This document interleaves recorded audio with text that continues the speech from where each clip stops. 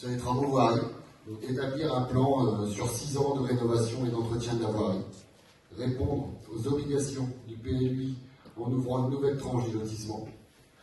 Valoriser le site de Carvac par la création d'une halle couverte multi-usage facilitant l'organisation de manifestations. Végétaliser le cimetière pour en améliorer l'aspect esthétique, l'accessibilité PMR et les conditions de travail des agents. Repenser l'aménagement du centre-bourg pour optimiser le stationnement et l'accès au commerce, ainsi que pour l'accès PMR à l'église. Donc, renforcer l'attractivité du site de Carvac et fournir des installations adaptées aux associations, par exemple, donc la couverte, qui permettra des utilisations saisonnières variées. Allées de boules couvertes, des palais, enfin, tout ce qu'on peut imaginer. Donc nous, on imagine plus de la mettre sur le côté, sur la petite parcelle sur le côté, à côté du City, pour pas gâcher la belle grange de Carvac. C'est impossible, il ne faut pas aller mettre un bâtiment à gâcher ça.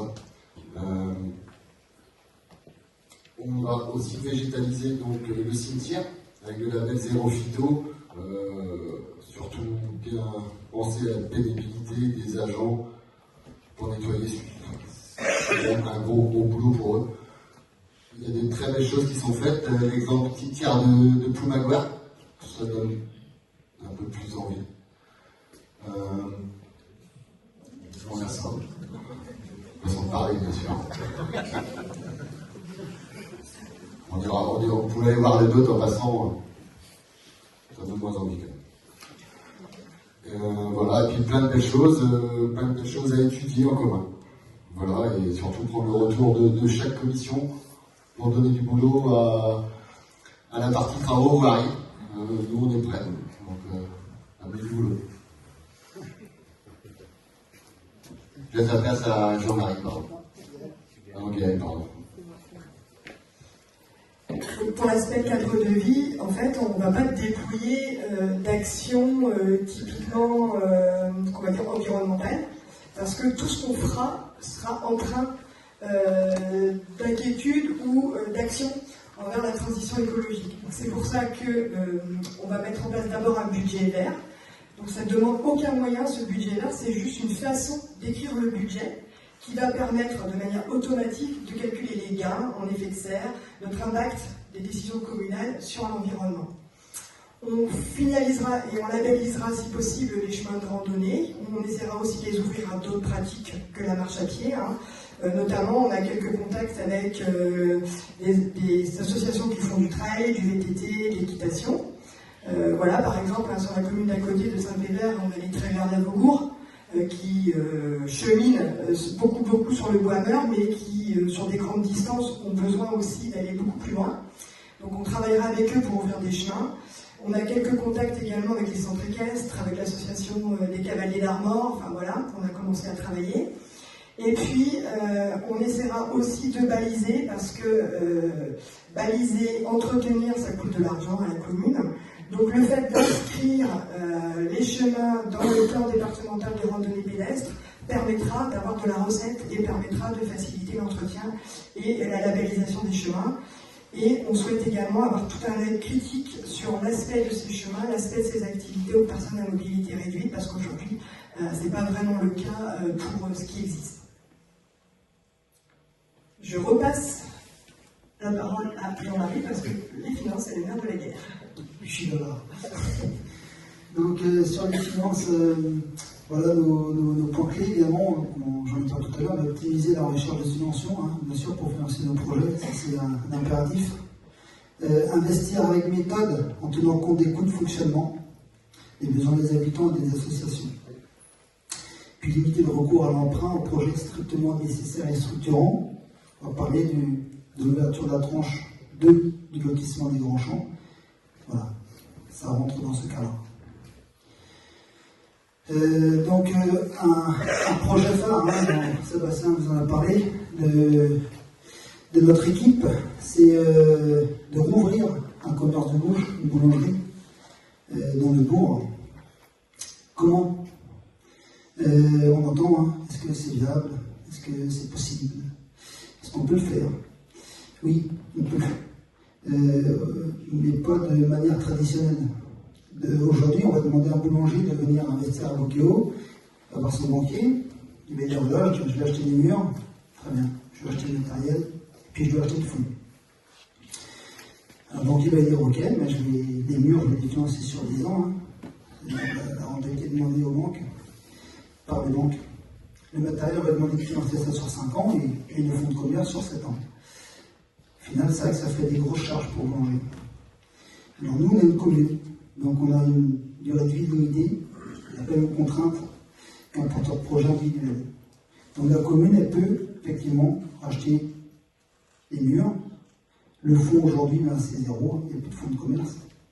Et puis on peut équiper cette boulangerie, la rénover, l'équiper avec du matériel. Et tous ces investissements d'achat et de rénovation, on peut les financer sur du long terme. Ce qui nous fait un budget annuel beaucoup moins coûteux que celui du boulanger, qui viendrait là tout seul. Donc l'idée c'est quoi? C'est que Bokeo détienne les murs, le fond et le matériel, c'est-à-dire tout. Et ensuite, le boulanger viendra avec son savoir-faire et son envie de travailler pour faire son business. Et si ce même boulanger est amené à partir demain, eh bien, il n'aura rien à vendre au second boulanger qui arrivera à sa place. Ce qui permet à Bokeo de garder la main sur les charges du nouveau boulanger qui arrive également. Voilà comment c'est possible de mettre une boulangerie à Bokeo. On a également donc, un point sur le renouvellement de matériel, notamment le traiteur tourneuse qui a renouvelé. Je passe la parole à Cédric sur ce sujet.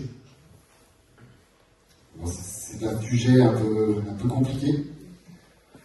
On a un tracteur tourneuse qui a changé, un budget on entend plus de 30 000 euros, 35 000 euros. Quand on se renseigne, on va dire par les professionnels de la vente, on nous dit que le tracteur tourneuse est ok, adapté au terrain de foot, mais pas sur les autres terrains qu'on a. C'est pour ça que c'est la raison que la durée de vie de suite Bokeo est toujours inférieure à ceux des autres communes. Donc nous, la réflexion, c'est déjà de mettre un robot au terrain de foot. C'est une priorité, ça sera, j'espère, fait très vite. Il faut que ça soit déjà l'étoile du F qui gère le robot. C'est une application aujourd'hui. C'est eux qui décident quand ils tombent, la hauteur de couple, ils gèrent tout. Voilà. Et nous, à côté de ça, on dégage du temps. Du temps pour les agents, pour faire plein d'autres choses. Il y a plein d'entretiens à faire à Bokeo. On a des bâtiments communaux, on a plein de choses à faire. Passer du temps à aller pour le terrain de foot, alors qu'un robot, on va diviser le prix par 3, je pense que c'est plus judicieux. Et après, on peut faire un complément d'un tracteur, d'un joli tracteur tondeuse pour aller faire les petits morceaux qu'on a à faire.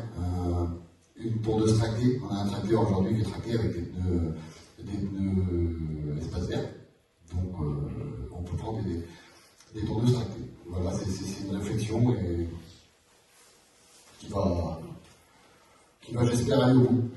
Voilà. Bonjour à toi, Cédric. Sur le lotissement. Donc, certains disent si le budget le permet. Mais pour information, le lotissement est un budget annexe du budget principal. Jean-Marie, tu peux nous confirmer comment ça fonctionne? Oui, ça ne rentre pas dans le budget principal de la commune, c'est un budget annexe effectivement. Donc c'est un budget géré à part et qui doit s'équilibrer une fois les terrains vendus. Voilà. On ne gère pas ce budget comme on gère les dépenses de fonctionnement ou les autres investissements hors lotissement. Voilà. Donc pour informer et être clair avec les habitants, ne pas lancer la nouvelle tranche, c'est acter la mise en attente de la zone 1A. Celle-là, on la gardera. Ce choix de ne pas le faire aurait une conséquence d'un effet domino. C'est la perte sèche de la zone 2A, plus la 2A bois. C'est tout ce qui est vert foncé. Additionné aux pertes des parcelles 1083 et 1084, c'est une perte financière nette pour la commune de 161 000 euros, à rajouter de la perte nette de 270 000 euros de la première tranche de lotissement, plus le manque à gagner de la taxe foncière de 25 000 euros annuels.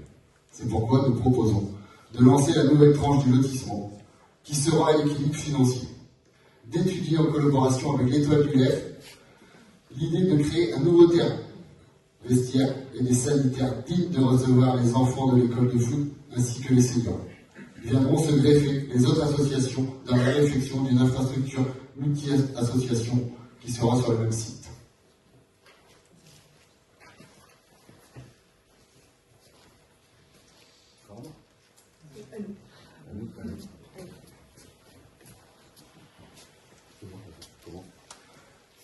Alors, on a un dossier, le dossier du pont de Guingamp. Donc, le pont de Guingamp, ce n'est pas une surprise. Le pont de Guingamp a été au conseil municipal de 2023. Sur le rapport de la CEREMA, reçu en 2023 au conseil municipal, on indique de poursuivre la surveillance, l'entretien et de prévoir des travaux en 2026. Le conseil municipal du 13/11/2024 avec acte de l'inscription du LEF pour le pont Gemapi, afin de valider les subventions. On a demandé, Gaël, je vais le laisser parler là-dessus. Pardon. Toi, tu as fait chiffrer, et moi, j'ai recherché les subventions. Donc effectivement, ça a un coût. Ce qu'on peut déjà dire maintenant, c'est qu'on a la certitude qu'on peut faire des travaux d'urgence qui vont permettre de rétablir partiellement la circulation, hein, c'est ce que tu voulais le dire, mais c'est une circulation alternée, sans doute pas au niveau des poids lourds, peut-être pas au niveau des cars scolaires, parce que le pont présente une fragilité, mais en tout cas, en faisant des travaux d'urgence, on peut rétablir la circulation à minima, sans demande de subvention, sachant que ces travaux d'urgence pourront être financés une fois qu'on aura déposé le dossier total de subvention. Et on a regardé, il y a tout un panel d'aides possibles, donc encore une fois, tout est possible, il y a de l'argent en France. On peut s'inscrire dans le plan national pont, donc qui est le plan du CEREMA. Normalement, ces fonds-là étaient suspendus au 31 août 2025 et devant l'ampleur des ponts qu'il y a à refaire en France et la difficulté de monter les dossiers, le CEREMA a prolongé les aides jusqu'au 30 juin 2026. Donc on a un petit peu de temps, mais pas tant que ça. Il faudra qu'on aille vite. On a la possibilité de demander des subventions DECIL, DETR, c'est l'un ou l'autre, c'est des subventions d'État. Donc la DECIL, c'est la dotation de soutien aux investissements locaux, et la DETR, c'est la dotation des équipements en territoire rural. Donc c'est l'un ou c'est l'autre, et c'est le préfet qui a des enveloppes annuelles et qui décide est-ce que c'est de la DECIL, est-ce que c'est de la DETR, mais en tout cas, il ne faut pas hésiter à demander. Et notamment, je pense que ça c'est bon pour nous, c'est parce que la commune de Colignac n'ayant pas de liste, souvent, certainement, le préfet va aider le mandat qui restera en place jusqu'aux prochaines élections à gérer ce dossier. Et ça peut être très très en faveur de l'accélération de la rénovation du pont. On a également la possibilité de consommer l'enveloppe qui nous reste du contrat de territoire. On a la possibilité d'avoir une toute petite subvention, le fait que le pont soit un pont Gemapi, donc ça ce sera des subventions de l'État-mort communauté. Et on a la chance, c'est que Bocéo a aussi un atlas de biodiversité communal qui a détecté la présence de loutres. Et grâce à ces loutres, si on fait avec le pont un passage loutre pour éviter qu'elle se fasse écraser sur la route, et ben on aura aussi des subventions de la région de Bretagne, de la Fondation de Bretagne. Donc avec tout ça, on peut s'attendre à ce qu'il ne reste à charge des deux communes que 20%. Donc il restera à négocier effectivement avec la commune de Colignac le partage de ces 20%. Mais voilà, le pont, ce n'est pas une inquiétude. On va pouvoir le faire et on va pouvoir le faire assez vite. Merci. Sur les travaux, on est plus sur une fourchette, on entend dire 100 000 TTC. Moi, je ne sais pas faire. Voilà. L'estimation est faite assez précise de 95 000 euros hors taxe, ce qui fait 114 000 TTC, plus les études. Donc voilà, je pense que l'enveloppe sera plus sur les 130, 120, 130 000 TTC. Ce qui est annoncé dans l'étude, on est à l'estimation de 125 000 sur l'étude. C'est les élus de Colignac, quand ils se sont rapprochés de la commune de Bocéo, avaient annoncé un coût de 125 000 euros pour les travaux. Donc je pense que là-dessus, ils sont pas mal. Après, il ne faut pas oublier que c'est 26 mètres de use. C'est pas un pont, c'est pas loin de la Boulée. La Boulée, c'est très facile, il n'y a pas de charge sur la buse. Là, on va parler de 26 mètres de longueur, on va avoir au moins 1500, 2000 mètres cubes à bouger, on a l'assainissement de Cognac qui passe à l'endroit-là, on a les conduites d'eau, on a les réseaux, voilà, on a plein de choses qui font que 100 000 c'est pas possible. Autrement, il faudra bien faire les travaux. On fera dans un deuxième temps, les travaux de l'agence seront faits pour faciliter le commerce de Cognac, le commerce de Bocchio. La vie des gens qui sont à Saint-Blaise, la nuit blanche, c'est plus eux qui sont impactés. Donc il faut qu'on réouvre. Là, on fera appel au labo routier dès la première semaine pour que ça aille très vite. Et après, dans un deuxième temps, on fera les travaux sur une estimation de 4 à 6 semaines. Voilà. Si c'est bon pour toi, Gaël. C'est bon pour moi.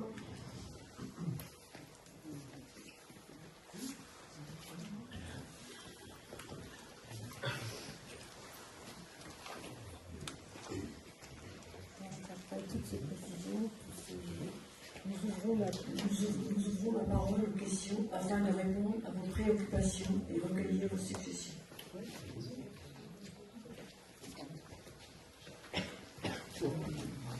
Donc,